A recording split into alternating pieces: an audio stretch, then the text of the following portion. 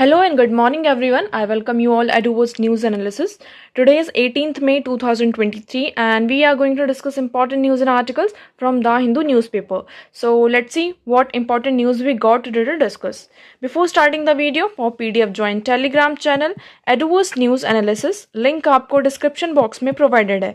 Make sure video को last तक देखें so that सारी important news आपके यहाँ पर cover हो. तो चलिए start करते हैं और देखते हैं आज हमें क्या क्या डिस्कस करना है. Now our first article is Supreme Court gives time till August 14 to SEBI to probe Hindenburg charges. अब यहाँ पर क्या हुआ, जो हिंडरबर्ग ने यहाँ पे चार्जेस लगाए हैं आप सभी को पता है, तो उसको यहाँ पर पूरी इसकी जो इन्वेस्टिगेशन है उसको कंप्लीट करने के लिए सुप्रीम कोर्ट ने क्या दिया है 14 अगस्त तक का. ये पूरा केस अभी किसके पास है, सेबी के पास है. तो ये जो सेबी के पास ये पूरा केस गया है हिंडरबर्ग का, जो चार्जेस यहाँ पे लगाए गए हैं आप सभी को पता है अडानी ग्रुप के ऊपर, तो यहाँ पर उन चार्जेस को प्रूव करने के लिए सेबी को यहाँ पर 14 अगस्त तक का टाइम दिया गया है. उसके बाद यहाँ पर सारी जो इन्वेस्टिगेशन है, जो क्लैरिफाई करना है, उससे रेगुलेट करना, सारी इन्वेस्टिगेशन यहाँ पर सेबी के द्वारा 14 अगस्त तक यहाँ पर खत्म की जाएगी. ओके, नेक्स्ट मूव करते हैं. Now next article is two judgements and the principle of accountability.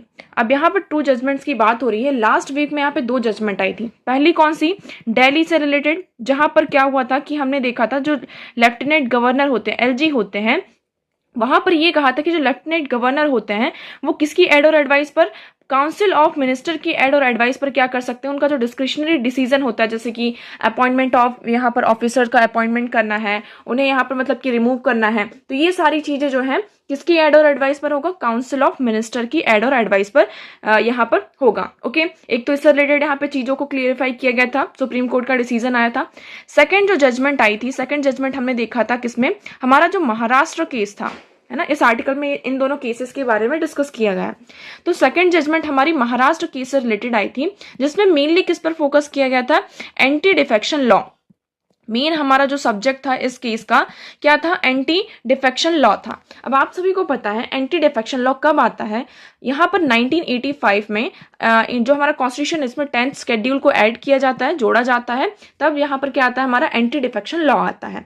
अब एंटी डिफेक्शन लॉ क्या कहता है, इसमें हमने कुछ पॉइंट्स देखे थे, 4 क्राइटेरिया देखे थे, जिसके तहत क्या होता है, कोई भी अगर एमपी और एमएलए होता है उन्हें डिस्क्वालीफाई किया जाता है as a member of parliament और लेजिस्लेटिव असेंबली. ओके, अब ये जो क्वालिफिकेशन है, मतलब कि ये जो बेसिस है, जिस बेसिस पर यहाँ पर जो मेंबर्स है उनको डिस्क्वालीफाई किया जा रहा है, उन्हीं के बारे में यहाँ पर इस आर्टिकल में डिस्कस किया गया है. ठीक है, उन्हें एक तरीके से आप ऐसा कह सकते हैं कि एक जो जजमेंट है वो तो हमारा बहुत अच्छा है, और जो दूसरा जजमेंट है उसमें यहाँ पे कुछ लूप होल्स निकाल के सामने रख दिए कि इसमें इसको क्रिटिसाइज किया गया, कुछ लूप होल्स हमारे सामने आते हैं.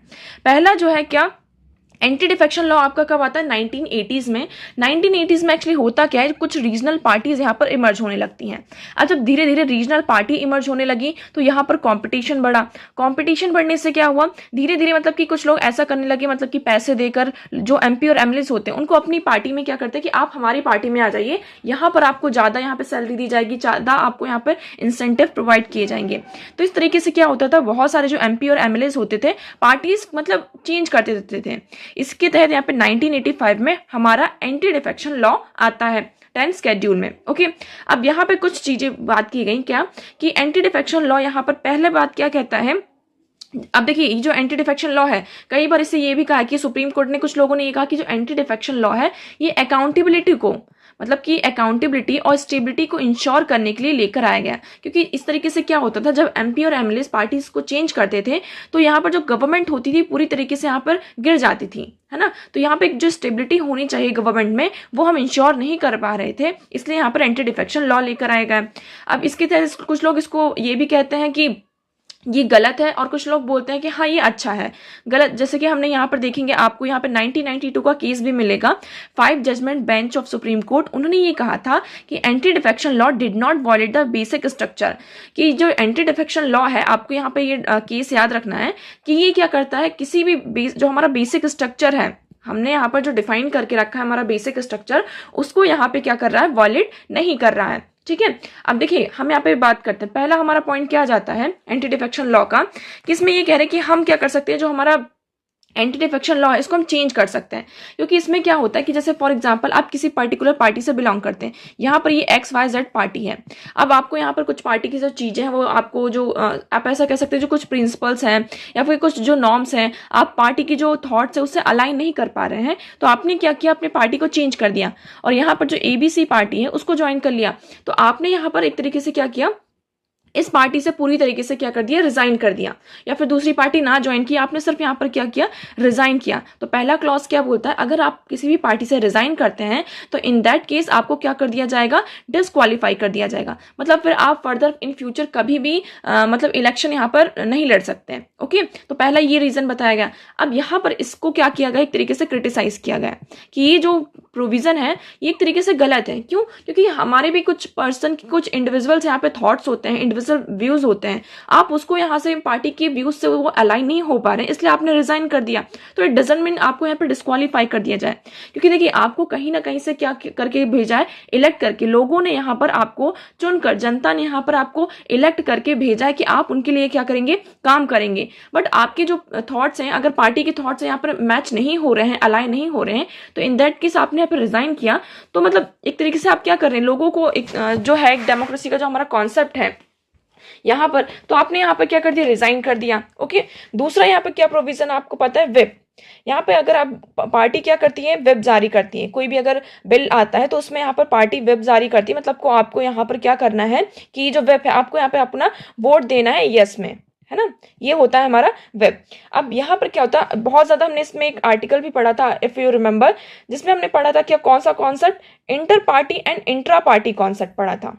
ठीक है, इंट्रा पार्टी कॉन्सेप्ट, मतलब कि हम बात करते हैं किसकी, डेमोक्रेसी की, कि डेमोक्रेसी होनी चाहिए। डेमोक्रेसी का मतलब क्या है कि मतलब आप अपने मर्जी से चीजों को चुन सकते हैं, है ना। हम यहाँ पे क्या करते हैं, हमारे जो रिप्रेजेंटेटिव्स होते हैं उन्हें हम खुद से चुनते हैं, चूज करते हैं। तो यहाँ पर व्हिप में क्या होता है कि आपने क्या कर दिया, कोई पर्टिकुलर बिल आया। अब फॉर एग्जाम्पल ये जो पर्टिकुलर बिल है इसका कोई एक क्लॉज है, हम बिल से यहाँ पर असहमत नहीं है, डिसएग्री नहीं है, बट कुछ क्लॉज ऐसे हैं जिससे हम यहाँ पर एग्री नहीं कर पा रहे, तो यहाँ पर हम अपने व्यूज रख सकते हैं और उसको यहाँ पर नो हम अपना वोट कर सकते हैं। बट वेब क्या होता है कि आपको नहीं, यस ही करना है। तो जो इंट्रा पार्टी डेमोक्रेसी की बात होती है इसको भी यहाँ पर क्या किया गया है, क्रिटिसाइज किया गया है। थर्ड प्रोविजन क्या होता है कि अगर आप किसी भी इंडिपेंडेंट कोई पर्सन यहाँ पर इलेक्ट होकर आता है, इलेक्शन जीत कर आता है, और अगर उसने क्या कर लिया, पार्टी को ज्वाइन कर लिया, मतलब वो इंडिपेंडेंट किसी भी पार्टी से बिलोंग नहीं करता है और वो इंडिपेंडेंटली क्या होता है, इलेक्शन को जीत कर आता है, और अगर इलेक्शन जीतने के बाद वो क्या करता है, यहाँ पर किसी पार्टी को ज्वाइन करता है, तो इन दैट केस यहाँ पर जो होता है उसे डिस्क्वालीफाई कर दिया जाता है। ठीक है, अब नेक्स्ट यहाँ पे क्या होता है, फोर्थ वाला हम पार्ट देखते हैं, नॉमिनेटेड मेंबर वाला, कि यहाँ पर क्या होता है, जैसे कि आप सभी को पता है राज्यसभा में कुछ जो मेंबर्स होते हैं उन्हें नॉमिनेट किया जाता है और उन्हें ये कहा जाता है कि विद इन 6 मंथ्स आपको क्या करना होगा, पार्टी को ज्वाइन करना होगा। जैसे कि आपने कई बार देखा था यहाँ पे, जैसे सचिन तेंदुलकर जी को यहाँ पे नॉमिनेट किया गया था, हमारे जो फॉर्मर सुप्रीम कोर्ट जज थे, chief justice of India Ranjan Gogoi, उनको यहाँ पर क्या किया था, नॉमिनेट किया गया था। अब उन्हें क्या होता है, उन्हें 6 मंथ्स का टाइम दिया जाता है कि विद इन 6 मंथ्स आपको क्या करना होगा, किसी भी पार्टी को, जो भी आपको पार्टी अच्छी लगती हो आप उसे ज्वाइन करिए। अगर आप 6 मंथ्स के बाद यहाँ पर क्या करते हैं, पार्टी को ज्वाइन करते हैं, तो इन दैट केस आपको क्या कर दिया जाएगा, डिस्क्वालीफाई कर दिया जाएगा।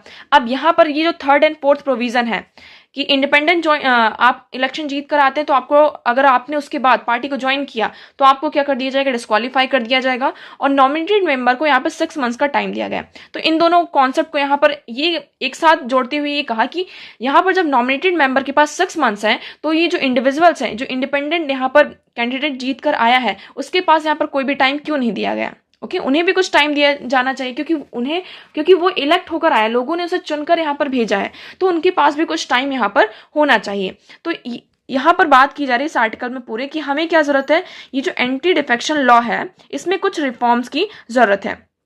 ठीक है, तो इसमें मतलब इस आर्टिकल में पूरा डिस्कस किया। देखिए आर्टिकल, ये जो एंटी डिफेक्शन लॉ लेकर आने का हमारा जो मेन मोटिव यही था कि हम क्या कर सकें, जो हमारे मेंबर्स हैं उनकी अकाउंटेबिलिटी और गवर्नमेंट जो है स्टेबल रहे, उसको हम इंश्योर कर सकें। ये दो चीजें हमारी क्या थी, मेन थी। इसके लिए हम यहाँ पर क्या लेकर आए थे, एंटी डिफेक्शन लॉ लेकर आए थे। इवन यहाँ पर जो हम डिस्क्वालीफाई कौन करता है, यहाँ पर स्पीकर डिस्क्वालीफाई करते हैं, ठीक है, स्पीकर यहाँ पे क्या करते हैं, डिस्क्वालीफाई करते हैं। तो स्पीकर का जो ये पोजीशन है इसमें भी यहाँ पे कोई टाइम पीरियड नहीं होता है कि कब इसको डिस्क्वालीफाई करना है, कितने टाइम तक इसको डिस्क्वालीफाई करना है। तो इस स्पीकर के ऊपर भी कभी कभी हम यहाँ पर क्या होता है, केसेस सामने आते हैं। इवन जो स्पीकर के जो डिसीजंस होते हैं, तो आपको यहाँ पर याद रखना कि स्पीकर के जो डिसीजंस होते हैं उसमें जुडिशियल रिव्यू भी आपका किया जा सकता है। ओके, तो इस आर्टिकल में सिर्फ इतना ही था, जो सारी चीजें इंपॉर्टेंट थी हमने इसको यहाँ पर डिस्कस किया। नेक्स्ट मूव करते हैं। नाउ नेक्स्ट आर्टिकल इज ये टाइमली कॉशन। अब यहाँ पर ये आर्टिकल रिलेटेड है, थोड़ा ये पॉलिटिकल आर्टिकल है, इसमें आपको यहाँ पे बहुत ज़्यादा इन्वॉल्व नहीं होना है, इंडल्ज नहीं होना है। सिर्फ आपको यहाँ पर एक गवर्नमेंट जो एजेंसी है उसके बारे में पता होना चाहिए। क्या है ये, इन्फोर्समेंट डायरेक्टरेट। इन्फोर्समेंट डायरेक्टरेट मतलब एक तरीके से इसमें ये जो एक छत्तीसगढ़ का ये पूरा केस चल रहा है यहाँ पर, कि क्या होता है, जो ईडी होता है, हमारे ईडी इन्फोर्समेंट डायरेक्टर होते हैं, उनको क्या किया जा रहा है, एज अ पॉलिटिकल टूल बनाकर उसे पॉलिटिकल टूल की तरह यूज किया जा रहा है किसी अगेंस्ट में जो यहाँ पर अपोजिशन पार्टी होती है। कोई भी पर्टिकुलर यहाँ पे गवर्नमेंट है, स्टेट गवर्नमेंट है, यहाँ पर दो पार्टी होगी, एक जो पार्टी रूल कर रही है और दूसरी पार्टी यहाँ पर कौन सी होगी, दूसरी पार्टी यहाँ पर अपोजिशन में होगी। तो यहाँ पर ये कहा जा रहा है कि जो ईडी है इसको यूज किया जा रहा है as a political tool against the opposition party. Opposition party का के अगेंस्ट में इसे यूज किया जा रहा है। ओके, अब अपोजिशन पार्टी, ये जो ईडी होती है इनका मेन काम ये होता है जो मनी लॉन्ड्रिंग के केसेस होते हैं उनको यहाँ पर देखना। मनी लॉन्ड्रिंग मतलब कई बार बहुत सारे मनी लॉन्ड्रिंग के केसेस आते हैं, तो इस पे यहाँ पर इसको यूज करना। इवन हम देखते हैं बहुत सारी जो हमारे लॉज होते हैं, एजेंसीज होते हैं, कई बार यहाँ पर गवर्नमेंट के ऊपर यहाँ पे एलिगेशंस लगाए जाते हैं कि गवर्नमेंट क्या करती है, उनका यूज करती है अपोजिशन पार्टी के अगेंस्ट में। तो हम यहाँ पर सिर्फ हमारे लिए क्या इंपॉर्टेंट है, आपको इस आर्टिकल में इतना ज्यादा इंडल्ज होने की जरूरत नहीं है, यहाँ पर सिर्फ हमें इन्फोर्समेंट डायरेक्टर को देखने की जरूरत है। तो यहाँ पर आप देखेंगे ये क्या है, the ED is a multi disciplinary organisation mandate with investigation of offences of money laundering and violation of foreign exchange law. यहाँ पर ये कौन से केसेस को देखती है, ये ऑर्गेनाइजेशन है, ये क्या करती है, जितने भी मनी लॉन्ड्रिंग के ऑफेंसेस होते हैं, केसेस होते हैं, उसका यहाँ पे पूरा इन्वेस्टिगेशन करती है। और फॉरेन एक्सचेंज जो लॉज हैं अगर उसका वॉल्यूशन किया जाता है तो वहां पर भी क्या होता है, इन्फोर्समेंट डायरेक्टरेट का यूज होता है, ये यहाँ पर पूरी इन्वेस्टिगेशन करती है। अब यहाँ पर हमने देखा था सुप्रीम कोर्ट ने हमें कई बार इसको डिस्कस भी किया है कि सुप्रीम कोर्ट में जो अपोजिशन लीडर्स हैं, अपोजिशन जो पार्टीज हैं, वो यहाँ पर पिटीशन फाइल कर रही है कि जो ईडी का बहुत ज्यादा मिस यूज किया जा रहा है, ठीक है, उनके अगेंस्ट में। हम यहाँ पे स्ट्रक्चर देखते हैं, ये क्या है, it function under the department of revenue of ministry of finance. तो आपको यहाँ पे याद रखना है किस डिपार्टमेंट के अंदर काम करती है, department of revenue of the ministry of finance. As a premier financial investigation agency of the government of India, the ED functions in strict compliances with the constitution and law of India. यहाँ पे किससे यहाँ पर compliance होती है, हमारा जो constitution है और जो इंडिया का लॉ है उसके साथ कंप्लायंस होकर ये यहाँ पर पूरी इन्वेस्टिगेशन करती है। स्ट्रक्चर की बात करते हैं, इसका हेडक्वार्टर कहाँ है, हेडक्वार्टर न्यू दिल्ली में है, headed by director of enforcement. Recruitment कौन करता है, officer is done directly and bye drawing officer from the investigation agencies. आपने यहाँ पर देखा होगा इसके आपको एग्जाम्स भी निकलते रहते हैं, ईडी के एग्जाम्स होते हैं, और जो आप इंडियन रेवेन्यू सर्विस होती है, आईपीएस होते हैं और इंडियन एडमिनिस्ट्रेटिव सर्विस होते हैं, तो इनसे भी जो ऑफिसर्स निकल कर आते हैं वो इसके यहाँ पर मेंबर्स बन सकते हैं। ओके, फंक्शंस की बात करते हैं, इसका जो मेन फंक्शन है क्या, फॉरेन एक्सचेंज मैनेजमेंट एक्ट 1999 आया था, ये एक सिविल लॉ इनेक्ट हुआ था। अब इसके अंडर कोई भी मतलब केस आता है तो इसमें कौन देखता है, हमारा ईडी देखता है। और ये क्या करता है, जो PMLA prevention of money laundering act 2002 following the recommendations of ATF India enacted PMLA। तो यहाँ पर पमला मतलब जितने भी मनी लॉन्ड्रिंग के केसेस आते हैं वो कौन देखता है, यहाँ पर ईडी यहाँ पर देखते हैं। ओके, तो आई होप आपको ये पूरा ईडी से रिलेटेड सारी चीजें यहाँ पर क्लियर होंगी। नेक्स्ट हम मूव करते हैं। अब ये वाला जो आर्टिकल है ये इजराइल की पॉलिटिक्स से रिलेटेड है, तो ये हमारे लिए इतना ज्यादा इंपॉर्टेंट नहीं है। ये वाला आर्टिकल आप इसको थोड़ा सा यहाँ पर देख सकते हैं, इतने ज्यादा इसमें कुछ फैक्ट नहीं है, जैसे कि इस आर्टिकल में थोड़ा हमारे लिए फैक्ट निकल कर आ गया था ईडी से रिलेटेड। ये आर्टिकल में सिर्फ इतना बताया गया है कि जो वेस्ट की यहाँ पर रिपोर्ट्स आती हैं, हम यहाँ पे वेरियस रिपोर्ट्स देखते हैं, जैसे कि वर्ल्ड हैप्पीनेस रिपोर्ट देखते हैं, ठीक है। यहाँ पर हमने कुछ दिनों पहले हमारी एक रिपोर्ट आई थी यूएस की, इंटरनेशनल रिलीजियस फ्रीडम, ये रिपोर्ट आई थी। ओके, तो ये रिपोर्ट जैसे कि जब इसमें इंडिया के बारे में या फिर किसी भी कंट्री के बारे में, इंडिया के बारे में जब इसमें रैंकिंग अच्छी होती है, अच्छी उनके बारे में चीजें बोली जाती हैं, तो हम उसको क्या करते हैं, और ज्यादा बढ़ावा देते हैं कि हाँ हमारी जो इंडिया की पोजीशन है वर्ल्ड में ऐसी है। बट अगर वहां पे इंडिया की जो पोजीशन है इन रिपोर्ट्स में इंडिया की जो पोजीशन है उसको यहाँ पे उसमें डिग्रेड करके दिखाया जाता है। जैसे कि हमने क्या देखा था कि वर्ल्ड हैप्पीनेस रिपोर्ट जो अभी आई थी उसमें ये कहा गया था, जो ये रिपोर्ट थी उसमें जो इंडिया की रैंकिंग थी वो यूक्रेन और हम कह सकते हैं अफगानिस्तान उनसे भी लो थी। तो आप मतलब समझिए कि इस टाइम पे यूक्रेन में क्या हो रहा है, वॉर चल रहा है और वहां के लोग क्या है, बहुत ज्यादा खुश हैं। तो आप ये कैसा मतलब कैसे इंश्योर कर सकते हैं कि ये रिपोर्ट यहाँ पर सही होती है, लेजिटमेट होती हैं या नहीं होती, कि सिर्फ एक वेस्ट का ये एजेंडा होता है कंट्रीज को यहाँ पर मतलब उनकी जो एक पोजीशन है वर्ल्ड में उसको डिग्रेड करने की। ओके, तो इसमें देखिए कुछ रिपोर्ट्स तो हम कह सकते हैं कि हाँ सही होती हैं, कुछ रिपोर्ट्स को हमें नहीं पता कि वो सही भी होती हैं या नहीं। जैसे कि अभी एक रिपोर्ट आई थी यूएस की इंटरनेशनल रिलीजियस फ्रीडम में, इसमें ये कहा था कि इंडिया में जो रिलीजियस फ्रीडम है वो बहुत कम प्रोवाइड की जाती है ना। यहाँ पे बहुत ज्यादा कम्युनल वायलेंस होते हैं और लोगों को यहाँ पे जो सेक्युलरिज्म का जो कॉन्सेप्ट है सिर्फ एक नाम का सेक्युलरिज्म है। यहाँ पर कोई भी मतलब कि जो अलग अलग रिलीजियस पीपल है उनको यहाँ पे फ्रीडम प्रोवाइड नहीं की जाती है। ठीक है, तो इस रिपोर्ट को यहाँ पर जो हमारी मिनिस्ट्री ऑफ एक्सटर्नल अफेयर्स है उन्होंने इसको यहाँ पर क्या कहा था कि पूरी तरीके से एक तरीके से उन्हें कहा बताया था कि फेक एक्सचेंज है, एक एजेंडा है इंडिया की जो पोजीशन है उसको यहाँ पर वर्ल्ड में उसको डिमिनिश करने की, डिग्रेड करने की। ओके, नेक्स्ट मूव करते हैं। Now next article is Kerala an exemplary story in palliative care. अब यहाँ पे पैलिएटिव केयर की बात की जा रही है। पैलिएटिव केयर क्या होती है, जैसे कि आपकी जो नॉन कम्युनिकेबल डिसीज होती हैं, जैसे कि फॉर एग्जांपल आप कह सकते हैं यहाँ पर हार्ट अटैक हुआ, एड्स हुआ, तो इस कंडीशन में यहाँ पे जो एक केयर की जरूरत होती है तो उसे हम क्या कहते हैं, पैलिएटिव केयर कहते हैं। ओके, इतना क्लियर हुआ। अब क्या हो रहा है, यहाँ पे केरला की एक स्टोरी है। केरला की स्टोरी यहाँ पर क्या होती है कि यहाँ पे एक स्केड्यूल्ड ट्राइब से एक जो पीपल उसका नाम क्या है, अचपन, वो अपनी डॉक्टर के साथ रहती है। अब वो पहले यहाँ पे काम करती थी, उसके बाद वहां पर क्या हुआ, उन्हें यहाँ पे स्ट्रोक होता है, मतलब हार्ट अटैक का एक स्ट्रोक आता है। अब वो क्या हुआ, धीरे धीरे यहाँ पे हॉस्पिटलाइज हो गई। हॉस्पिटलाइज होने के बाद जब वो घर आई, उसके बाद यहाँ पर घर आने के बाद उनको मेडिकल चेकअप के लिए जाना पड़ता था। अब जो हॉस्पिटल होता था वो 12 किलोमीटर दूर था, जहाँ उनका घर था उससे 12 किलोमीटर उनका हॉस्पिटल दूर था। अब उनकी कंडीशन ऑलरेडी क्या है, खराब है। अब इसलिए उन्हें 12 किलोमीटर क्या करना पड़ता था, दूर चेकअप के लिए जाना पड़ता था। अब यहाँ पर मतलब कि उनके आसपास, एरिया के आसपास कोई भी यहाँ पर हॉस्पिटल नहीं था। इसके चलते यहाँ पर क्या हुआ, फिर जो डॉक्टर्स थे, जो पर्टिकुलर हॉस्पिटल था, यहाँ पे उन्होंने क्या किया, अरेंज किया कि हम वीकली क्या करेंगे, या तो नर्स या फिर जो डॉक्टर्स होंगे उनका जो होम है उसको विजिट किया जाएगा और उन्हें यहाँ पर जितने भी मतलब केयर की जो टोटल केयर है और जो मेडिकल फैसिलिटीज उन्हें प्रोवाइड करनी है वो सारी चीजें हम यहाँ पर प्रोवाइड करेंगे। ठीक है, तो इस आर्टिकल में यही बताया गया है कि देखिए क्या कहा है कि वर्ल्ड हेल्थ ऑर्गेनाइजेशन ने भी क्या कहा है कि palliative care as an approach to improve the quality of life of patients and family confirming life threatening illness such as cardiovascular disease, cancer, chronic obstructive pulmonary disease. तो यहाँ पर जो हमारी लाइफ थ्रेटनिंग इलनेस होती है, जैसे कि cardiovascular disease हो गई, आपका कैंसर हो गया, हार्ट से रिलेटेड कोई डिसीज हो गई, पल्मोनरी डिसीज हो गई, आपके लंग्स में यहाँ पे कोई प्रॉब्लम्स हो गई, ये कैसी डिसीज है, ये लाइफ थ्रेटनिंग डिसीज है।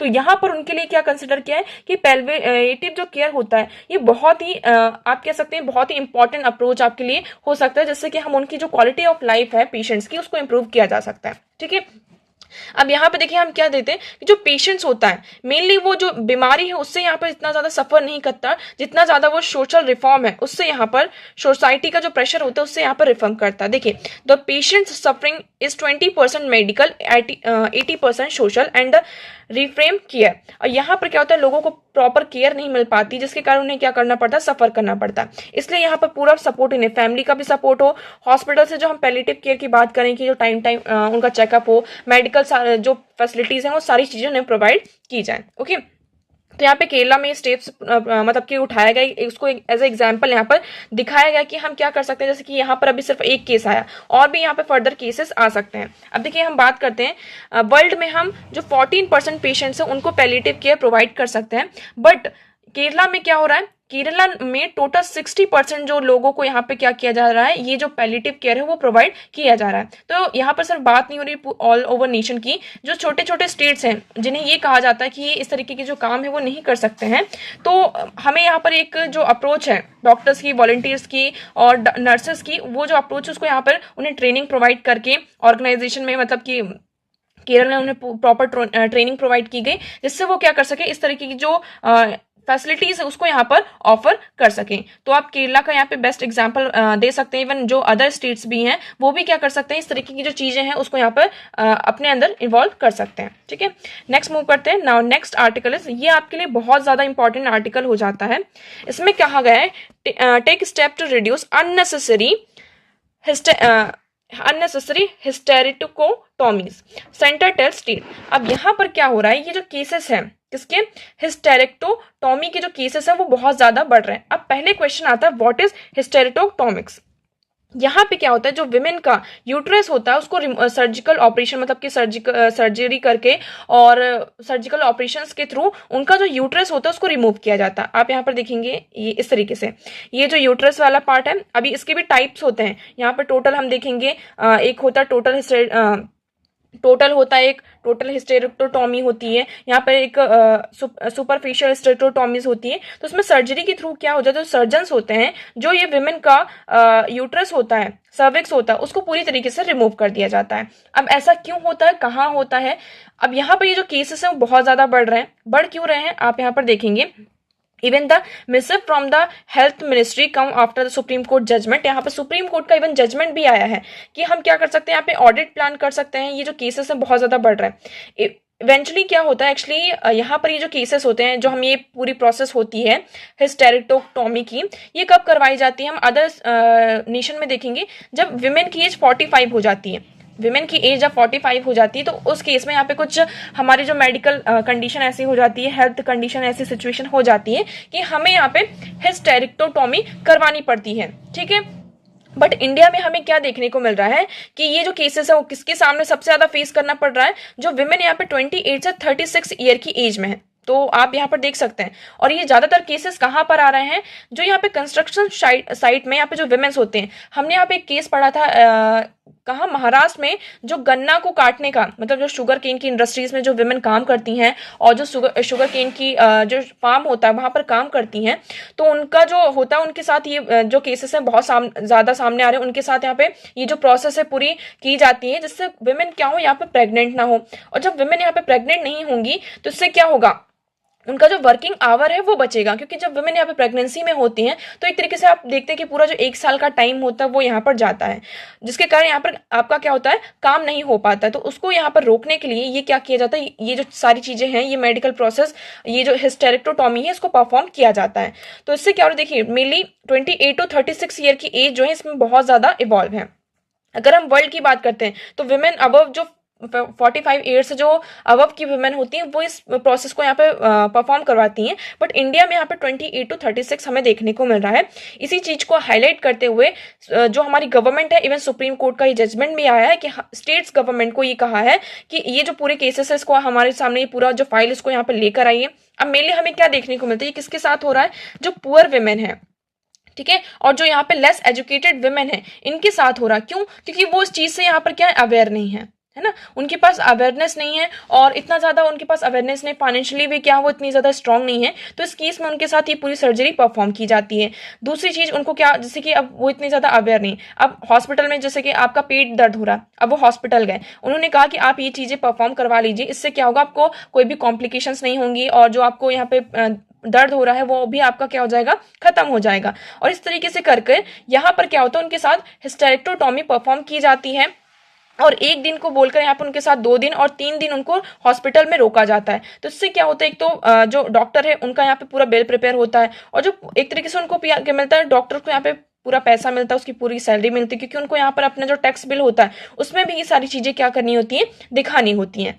तो ये हमारे सामने आता है। अब इसके बारे में हम कुछ चीजें देख लेते हैं। ये क्या है, hysterectomy is a medical process in which the uterus is remove through surgery. Surgery के थ्रू यहाँ पे यूट्रस को रिमूव किया जाता है। The cervix, ovaries, fallopian tubes and other surrounding structure may also be removed in this process. A surgeon can remove the entire uterus of a female और only a small portion or depending on the reason behind the hysterectomy। अब यहाँ पर surgeon क्या कर सकते हैं, आप यहाँ पर देखेंगे, ये होते हैं हमारी ओवरी, ये फैलोपियन ट्यूब, और ये आपका यहाँ पे ये सर्विक्स होता है, और ये यूट्रस होता है। तो डॉक्टर चाहे तो ये पूरा का पूरा भी रिमूव कर सकते हैं, इसका ये छोटा सा पार्ट भी रिमूव कर सकते हैं, और इसका इतना भी पार्ट, इसमें क्या क्या आपका रहा है, यूट्रस और आपका ये सर्विक्स जो है ये आ रहा है। ठीक है।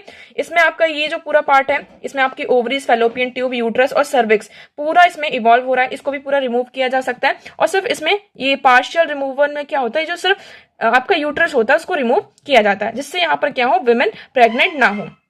ओके तो आई होप आपको ये पूरा आर्टिकल क्लियर होगा। इसके टाइप्स यहाँ पे देखिए, एक होता है टोटल हिस्टेरेक्टोटॉमी होती है, यहाँ पर हम देखते हैं सुपरफिशियल हिस्टेरेक्टोटॉमी होती है, जिसमें जो सर्जन होती है क्या, सिर्फ यूट्रस का जो बॉडी पार्ट्स है, सर्विक्स इंटैक्ट होता है, उसको यहाँ पर क्या किया जाता है, रिमूव किया जाता है, इतना पार्ट आपको यहाँ पर इसका रिमूव किया जाता है। ओके नेक्स्ट मूव करते हैं। Now next article is key climate threshold likely to be breached in 5 years। UN ने ये कहा है कि जो एक तरीके से जो क्लाइमेट है थ्रेशोल्ड, हम इसको क्या कर देंगे, ब्रीच कर देंगे।